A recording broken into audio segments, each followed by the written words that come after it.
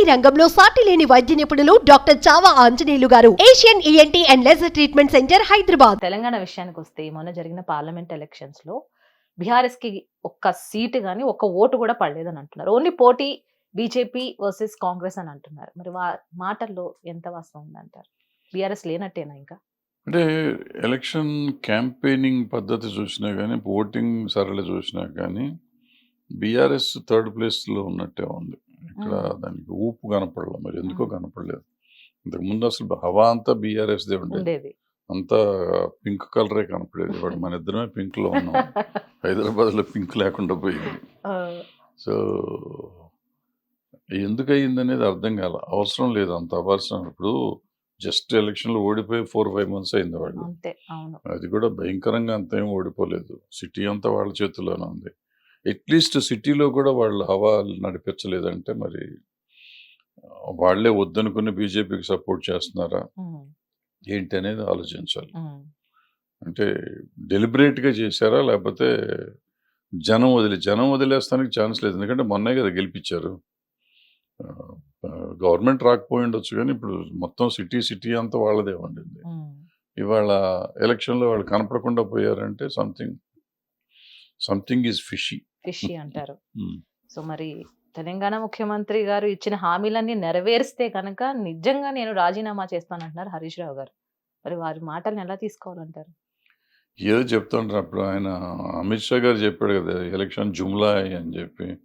అట్లే జుమ్లా మాటలు మాట్లాడుతూ ఉంటారు అందరూ. ఎవ్వరు రిజైన్ చేయరు, ఎవ్వరు వదిలిపెట్టరు, రాజకీయాలు వదిలేస్తూ ఉంటారు. ఎన్ని ప్రూవ్ అయినా కానీ ప్రూవ్ అయితే తప్పు అంటారు. మళ్ళీ ఎందుకు ఇవన్నీ పెద్దగా మనం పట్టించుకోక్కర్లేదు. విని ఊరుకోవటం, నవ్వి ఊరుకోవాలి. ఇప్పుడు మీరు చెప్తే నేను నవ్వినట్టు అంతే. రైట్. మొన్న శ్రీవారిని దర్శించుకున్న తెలంగాణ ముఖ్యమంత్రి గారు రేవంత్ రెడ్డి గారు మీడియాతో మాట్లాడుతూ ఈ విధంగా అన్నారు. ఏంటంటే ఆంధ్రప్రదేశ్ లో కొత్తగా రాబోయే ప్రభుత్వం ఏదైతే ఉందో ఇరు తెలుగు రాష్ట్రాలకి సక్రమంగా పనులు చేసే విధంగా నేను కేర్ తీసుకుంటాను అని ఒక మాట వేశారు. అంటే దాని అర్థం ఏంటి? బాధ్యత నిర్వర్తిస్తాను అర్థం. అంటే ఇరు తెలుగు రాష్ట్రాల్లో రాబోయేది వాళ్ళకి సంబంధించిన పార్టీ అయినా అనుకోవచ్చా? వాళ్ళకి సంబంధించిన పార్టీ కాంగ్రెస్ అక్కడ రాదు కదా. ఎట్లాగో కాంగ్రెస్ లేదు. ఏ పార్టీ వచ్చినా రాబోయే కొత్త ప్రభుత్వంతో ఆయన కలిసి నడవాల్సిందే, కంపల్సరీ. అది అవసరం. ఎవరు వస్తారో నేను ఏం చెప్పలేదు. కొత్త ప్రభుత్వం అంటే కొత్త ప్రభుత్వమే కదా. ఎలక్షన్ అయిపోయినాక పాత ప్రభుత్వం పోతుంది, కొత్త ప్రభుత్వం వస్తుంది. మనిషి వాళ్ళే అయినా కానీ కొత్త ప్రభుత్వం అంటారు దాన్ని. కొంతమంది తెలియ కొత్త ప్రభుత్వం అనగానే తెలుగుదేశం అని, కొంతమంది ఇదే అని. జగన్మోహన్ రెడ్డి వచ్చినా కొత్త ప్రభుత్వమే, పవన్ కళ్యాణ్ వచ్చిన కొత్త ప్రభుత్వమే, చంద్రబాబు నాయుడు గారు వచ్చిన కొత్త ప్రభుత్వమే. సో ఏ కొత్త ప్రభుత్వం వచ్చినా కానీ వాళ్ళతో కలిసి వెళ్లాల్సిన బాధ్యత రేవంత్ రెడ్డి గారికి ఉంది. ఎందుకంటే పక్క రాష్ట్రం కాబట్టి there are so many issues ఈ రెండు రాష్ట్రాలకి.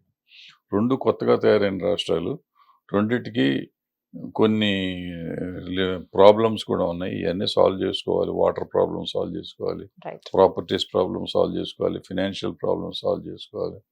ఇవన్నీ చేసుకోవాల్సిన అవసరం చాలా ఉంది. గతంలో 10 ఏళ్లుగా ఎవరు చేసుకోవాలా, ఇద్దరు చేయలే. ఇప్పుడన్నా చెయ్యాలి. కేసీఆర్ గారు అప్పుడు చేయలేదు కాబట్టి రేవంత్ రెడ్డి గారు వచ్చి అన్న చేద్దామని ట్రై చేస్తున్నారు. చేసుకోవాలి. ఎందుకంటే వీళ్ళిద్దరు కలిసి ఇంటర్లింక్స్ పెట్టుకుంటున్నారు కదా. ఇక్కడ రేవంత్ రెడ్డి గారు పదవి తీసుకున్న తర్వాత ఫ్రీ బస్ అన్నారు. చంద్రబాబు నాయుడు గారు అదే మాట ఇస్తున్నారు. సో ఇవన్నీ కలిసికట్టుగా చేద్దామని ముందే ఫిక్స్ అయ్యారా? ఏంటది ఫ్రీ బస్ అని అంటున్నారు కదా. ఫ్రీ బస్ బెంగళూరు నుంచి వచ్చింది, అది ఇక్కడ ఇస్తున్నారు. అక్కడ కూడా ఇస్తాను ఆయన అంటారు. అంతే అంటారు. అనాలి, అంతే అనాలి కదా. అప్పుడు ఆయనకేమో బై హుక్కర్ క్రూకు చంద్రబాబు నాయుడు గారు గెలవాలి. చంద్రబాబు నాయుడు గారు కదా, ఎవరైనా కానీ కంటెస్ట్ చేస్తే ఎట్టి పరిస్థితిలో గెలవాలనే తాపత్రయంతో కలుస్తారు. జగన్మోహన్ రెడ్డి గారు అట్లాగే ప్రయత్నం చేశారు, పవన్ కళ్యాణ్ గారు అట్లాగే ట్రై చేశారు, ఈయన అట్లాగే ట్రై చేశారు. సో నడుస్తుంది, వచ్చినట్టు నడుస్తూ ఉంటుంది. కానీ చెప్పరే మీరు అసలు. అయ్యో.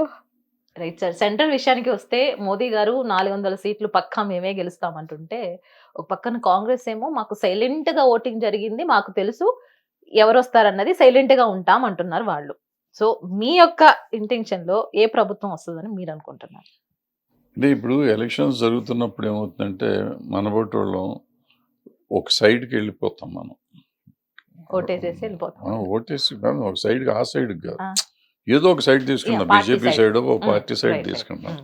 సో ఇప్పుడు నేను కాంగ్రెస్ని సపోర్ట్ చేస్తున్నాను అనుకో, నాకు కాంగ్రెసే గెలిచినట్టు ఉంటుంది. నేను బీజేపీని సపోర్ట్ చేస్తున్నాను, బీజేపీ గెలిచినట్టు ఉంటుంది. నాకు ఏ పార్టీ ఇష్టమైతే ఆ పార్టీ గెలిచినట్టు ఉంటుంది. సో ఇప్పుడు మోడీ గారంటే ఇష్టం ఉన్న వాళ్ళందరికీ 400 పైన వస్తాయని నమ్మకం ఉంటుంది. లేదు మోడీ గారంటే ఇష్టం లేని